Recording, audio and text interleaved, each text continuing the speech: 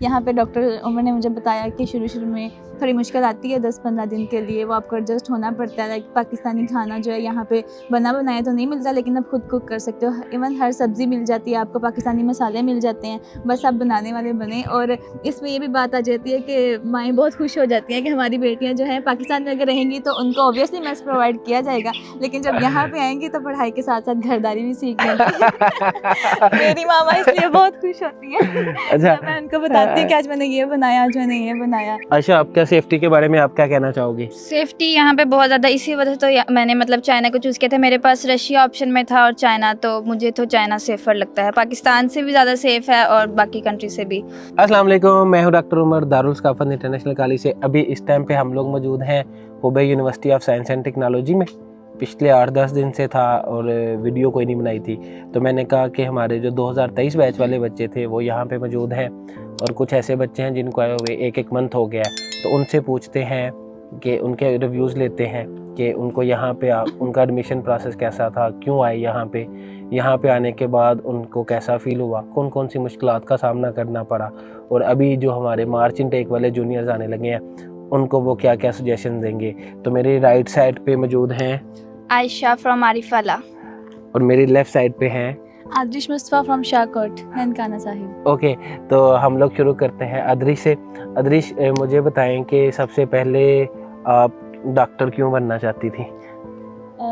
बचपन से ख्वाब था और मामा पापा का भी ख्वाब था। पापा का ख़ास तौर पे, उनको ज़्यादा डॉक्टर बनने का शौक़ था, वो खुद नहीं बन पाए तो उन्होंने वो ख्वाब मेरे लिए देखा और सोचा कि इसे डॉक्टर बनाना है। ओके, तो मुझे बताया कि फिर जब आप डॉक्टर बनना चाह रही थी तो आपने पाकिस्तान में एडमिशन नहीं हुआ, क्या हुआ, और फिर आप चाइना में आ गई? पाकिस्तान में गवर्नमेंट में तो नहीं था हो रहा, लेकिन प्राइवेट में हो रहा था, तो मैं खुद सेटिस्फाई नहीं थी प्राइवेट से, बिकॉज आप जानते हैं कि फाइनेंशियली बहुत ज़्यादा वो हो जाता है, तो फ़ायदा फिर मेरे ख्याल में नहीं रहता इतना ज़्यादा। तो चाइना मेरे ख्याल में हाफ बन रहा था, सो इसलिए मैंने चाइना चूज़ किया अपने लिए।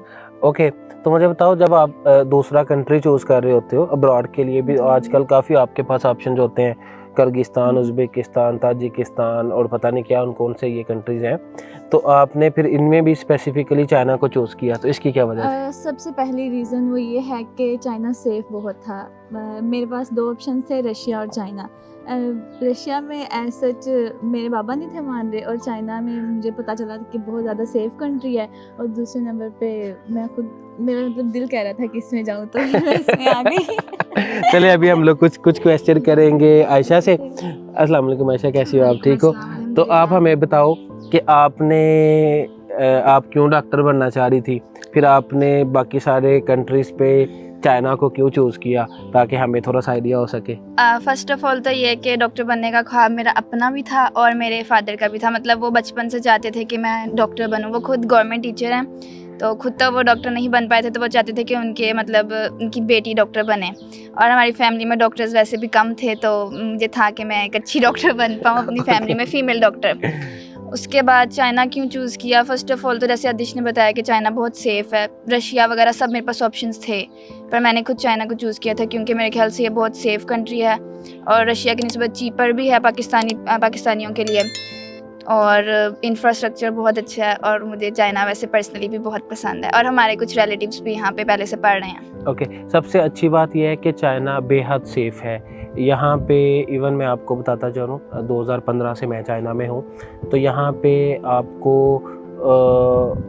इवन जो पुलिस है उनके पास भी असला नहीं है, तो आप इस बात से अंदाज़ा लगा सकते हैं कि कितना पुरअमन कंट्री है। और बाकी यहाँ के लोग पाकिस्तानियों के लिए वो पाक चीन दोस्ती तो वैसे ही बहुत फ्रेंडली हैं। तो फिर अदरिश, मुझे बताओ आयशा, आप कि आपने Hubei university of science and technology को कैसे चूज़ किया, उसके बाद आपका एडमिशन प्रोसेस कैसे हुआ, और यहाँ पे आके फिर आपने कैसा फ़ील किया?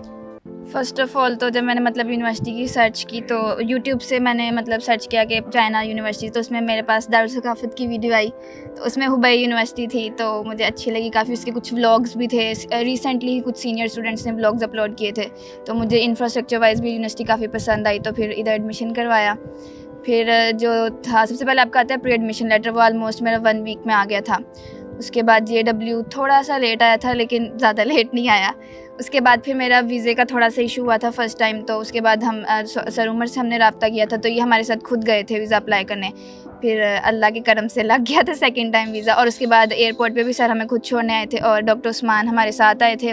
उसके बाद ये मेडिकल के लिए भी हमारे साथ गए थे, वीज़ा एक्सटेंशन के लिए भी गए थे, और कहीं पे भी इन्होंने हमारा साथ नहीं छोड़ा था और हमें कोई मसला नहीं हुआ। ओके, तो सबसे पहले जो भी बच्चा अप्लाई करना चाहता है, तो जो प्री एडमिशन लेटर होता है वो 1 से 2 दिन में आ जाता है। फिर जो आपका JW202 जो इन्होंने नाम लिया, उसको बेसिकली वीज़ा लेटर कहते हैं। वीज़ा जब यूनिवर्सिटी आपको प्री एडमिट करती है तो आपके डॉक्यूमेंट्स भेजती है, जो इनकी प्रोविंशियल गवर्नमेंट होती है उनको, वो आपके डॉक्यूमेंट्स को चेक करते हैं, उनको देखते हैं, उसके बाद वो आपका JW202 देते हैं, जिसको आने में 10 से 15 दिन लगते हैं। उसको वीज़ा लेटर भी उसी को कहते हैं। जब वो आ जाता है फिर उसके बाद यूनिवर्सिटी हमें एडमिशन लेटर देती है। उसके बाद उतनी देर में जो बच्चा है वो अपनी डॉक्यूमेंटेशन कंप्लीट कर रहा होता है। उसके बाद फिर बच्चे एम्बेसी जाते हैं। एम्बेसी पिछले दिनों कुछ मसले थे लेकिन अल्हम्दुलिल्लाह अभी सॉर्ट आउट हो गए हैं।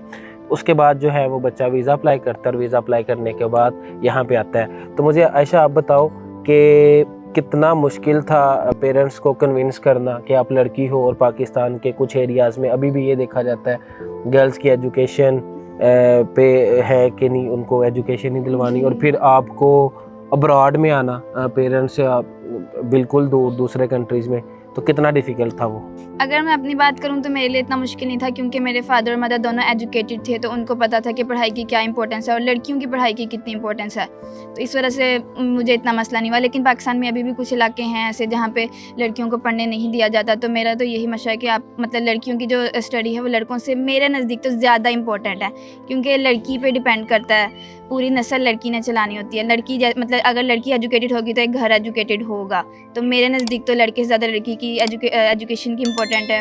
और चाइना में लड़कियों के अगर आप लोग चाहते हैं मतलब अपनी बेटियों को एक सेफ़ इन्वायरमेंट देना चाहते हैं तो चाइना बहुत अच्छा ऑप्शन है। हम यहाँ पे आए, हमें अभी तक कोई सेफ्टी इशू नहीं आया, तो मेरे नज़दीक तो चाइना बहुत अच्छा ऑप्शन है लड़कियों के लिए सेफ्टी के मामले में, क्योंकि यहाँ कोई सेफ्टी इशू नहीं है, हमें तो नहीं है बिल्कुल। ओके, चलें अभी एदरिश से पूछते हैं।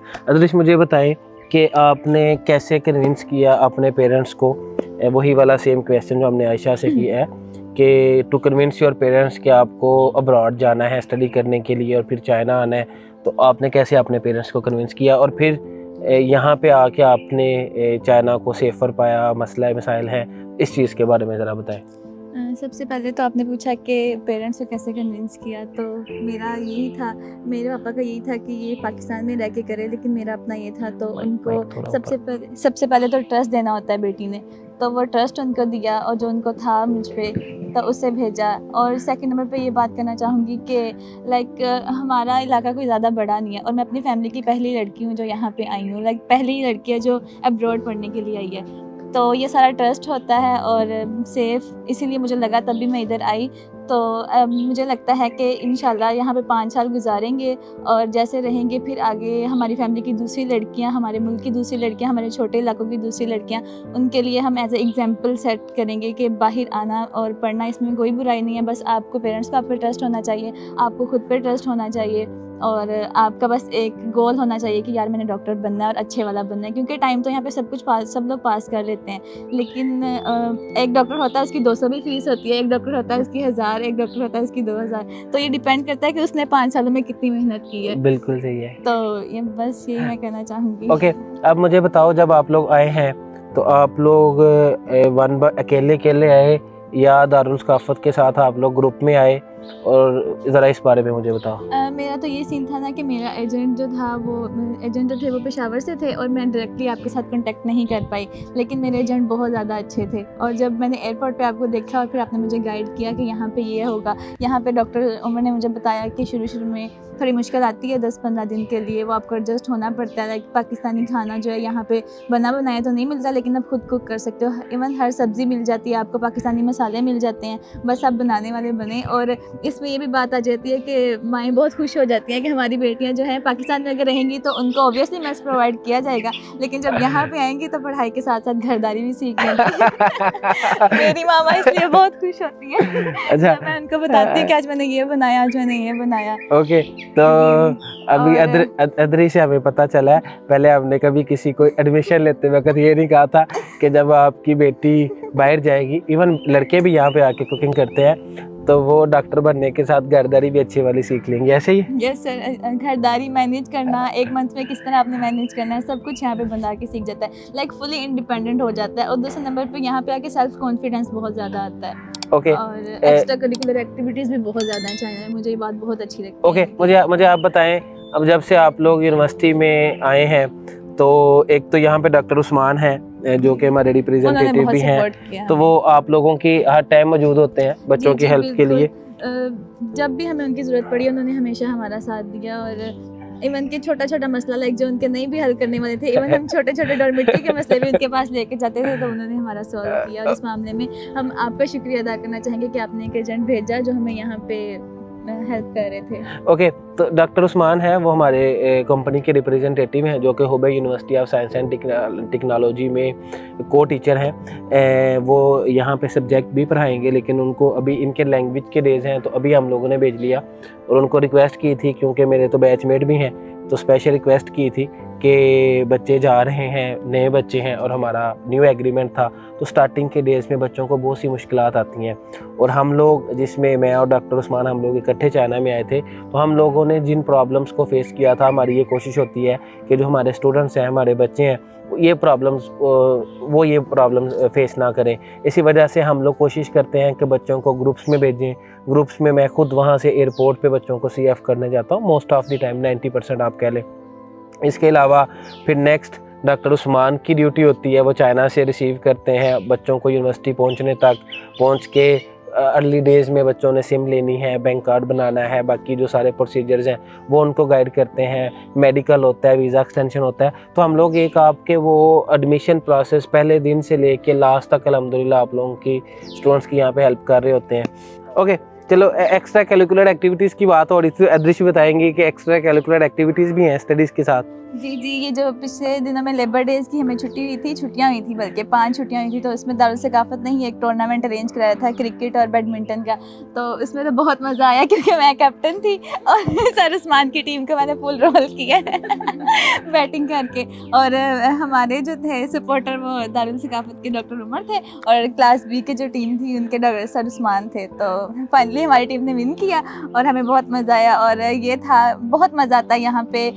बिरयानी का एक सीन हुआ था, जो टीम हारेगी वो बिरयानी खिलाएगी, तो बिरयानी खिलाएगी, तो हम क्लास B ने फिर हमारे लिए बिरयानी बनाई। और इससे ये हुआ कि जब हम आपस में साथ बैठे, हमने एक दूसरे को जाना, तो हमारी यहाँ फ्रेंडशिप अच्छी होगी क्लास B के साथ। ओके, अभी आप मुझे सिर्फ दो क्वेश्चन करेंगे, वीडियो ज़्यादा लंबी हो रही है, दोनों से पूछेंगे कि एक तो मुझे बताओ कि यहाँ पे गर्ल्स के लिए सेफ्टी है क्या? गर्ल्स सेफ़ है यहाँ पे? गर्ल्स के लिए बहुत सेफ्टी है सर, सेफ्टी हर जगह पे होती है, बस अपना करैक्टर मैटर करता है, वो आपको ट्रस्ट होना चाहिए अपने आप पे। और सेफ्टी तो यहाँ बहुत, पाकिस्तान से ज़्यादा सेफ्टी है। ओके, तो आप अच्छा, आप क्या सेफ्टी के बारे में आप क्या कहना चाहोगी? सेफ्टी यहाँ पे बहुत ज़्यादा, इसी वजह से तो मैंने मतलब चाइना को चूज़ किया था। मेरे पास रशिया ऑप्शन में था और चाइना, तो मुझे तो चाइना सेफ़र लगता है। पाकिस्तान से भी ज़्यादा सेफ़ है और बाकी कंट्री से भी, जितनी मतलब जहाँ पे लोग MBS के लिए जाते हैं, किर्गिस्तान, रशिया, इस तरह की जो कंट्रीज़ हैं उनसे ये ज़्यादा सेफ़ है। अभी तक हमें कोई सेफ्टी इशू नहीं आया अल्हम्दुलिल्लाह। ओके, आप अब नेक्स्ट 30 सेकेंड में जो जूनियर्स गर्ल्स देख रही हैं, आने वाले बच्चे देख रहे हैं, उनको आप क्या मैसेज देना चाहोगे 30 सेकंड के लिए? उनको यही कहना चाहूँगी कि जब आप लोग आएंगे आपको थोड़ी बहुत मुश्किलात होंगी और आप लोगों ने घबराना नहीं है, क्योंकि हम सब उस चीज़ से गुजर चुके हैं। तो और अब देखें अल्हम्दुलिल्लाह हम सेटल हो गए, आके रोना नहीं है, ये नहीं सोचना कि पता नहीं कहाँ आ गए, क्या हो गया। ये सबके साथ होता है, कोई ऐसा नहीं जिसके साथ ना हुआ हो।